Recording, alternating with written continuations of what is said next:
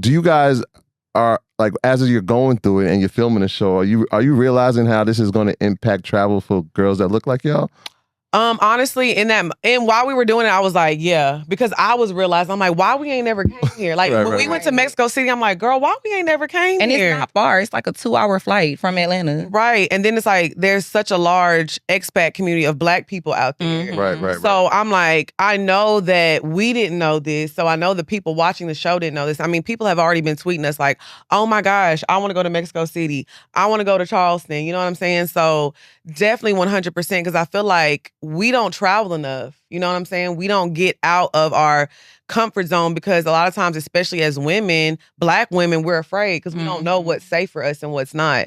So I think showing people the different sides of these cities, and like, you can go and have a good time, whether you want to do a vacation or a girls trip, like, you got to make it out the group chat, and it's affordable. Yeah. Like a lot of the stuff that we did, it wasn't like you spending 3 bands a night and stuff. It was just like, you know, going to an R&B night in Mexico City. You know what I'm saying? Like an all Black R&B night at that. R&B night. Like, you can do that in your city, but why not go do it in Mexico City? Yeah. So, like, all right, Black women make up a lot of travelers. It's a whole. There's groups that's dedicated for travel for Black women, Travel Noir, all that type stuff. Dubai, I know they put a major emphasis in targeting Black women. So I'm assuming this is all related to like why BET wanted to have you guys, because there's a lot of Black women that already travel, right? Yeah. So, okay. Do you feel that this highlights what is already being done as far as Black women traveling? Or do you feel like this could potentially open people's ideas of who travelers are? Because sometimes, even though Black women travel a lot, they may not be looked at as like a typical tourist. Right. So, like, do you have that level of thought process when you're traveling to these different countries that you're actually like representing a whole group of people?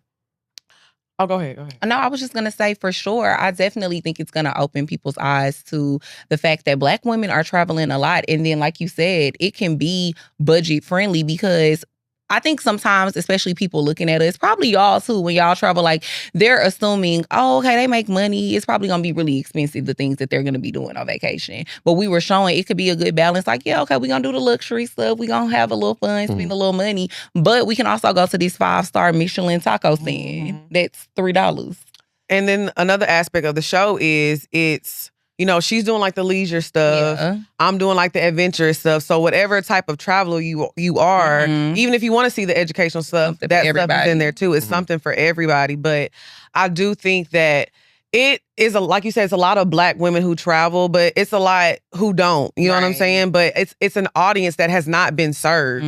There's no travel show out there for Black women tailored. And I won't even just say Black women. I'll just say Black people in general. Like, this is tailored for the Black traveler.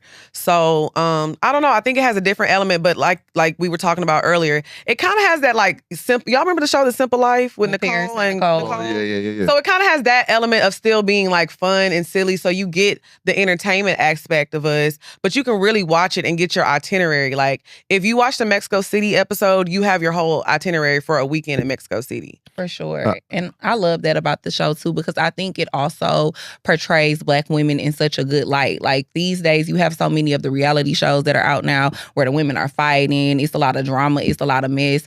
Our show is very lighthearted. It's fun. And it's showing 2 Black women traveling together, exploring the world, having a good time. Yeah. There's an overwhelming theme. And I'm glad you kind of mentioned it earlier, Drea. You were like, Travel Queens Africa. Because I feel as I watch the episodes, there's this overwhelming theme about going back to Africa, right? Whether it was like when you're in Palenque, and I'm like, okay, you can see the roots there. When you went to Mexico City, it was like, we're going to the Black.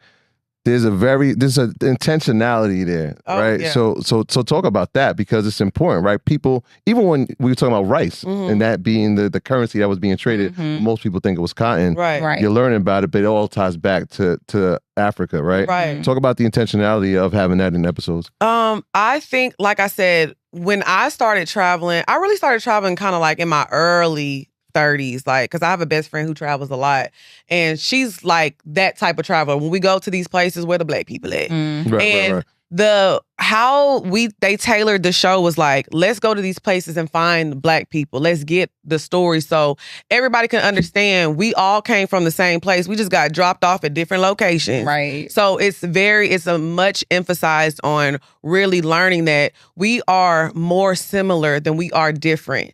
Because I think in this world that we're living in today, everybody's having, oh, you from here, I'm from here. I'm Dominican, I know Black. It's like everybody want to be separated, but it's like, no, we are really alike. And I love that about the show because I'm like, oh my God, y'all like our cousins. Yeah, that was the amazing thing about going to Palenque, because I was going to say that I think a lot of time in the Afro-Latino community, they get this stigma that they don't want to be attached to being Black. But in Palenque, they were very proud to be Black. Like they had their pro-Black t-shirts.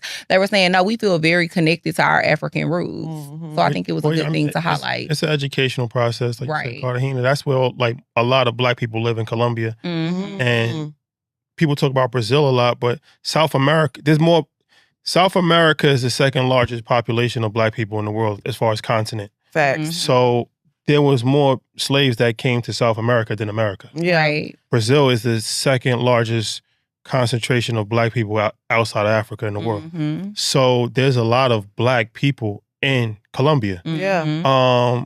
And that people look at Colombia because it's not represented. Mm-hmm. Right. Mm-hmm. So when you see beauty pageants, and it's very fair-skinned people in Colombia and Brazil and even Mexico, but then you go to these countries and you realize that there's a lot of people that look like you. Yes. Right. Similarities, but the media has not portrayed that. So everybody thinks that Colombia is only like Pablo Escobar and like Shakira and the cartel. But when we went down there, like I was so shocked. Like I said, I always tell this story. I said, look, the only time I went to Colombia when I get my BBL, so I was wrapped up in the hospital room. You know what I'm saying? I didn't know what was going on. But so this time I went, I was able to really travel around and see. Right. So I'm like, oh, they got, the micro braids, they literally like really are looking like us. 50 you know cash what I'm saying? too. Yeah. Yeah, you wondering why we paying $600 up here. Right. You know what I'm saying?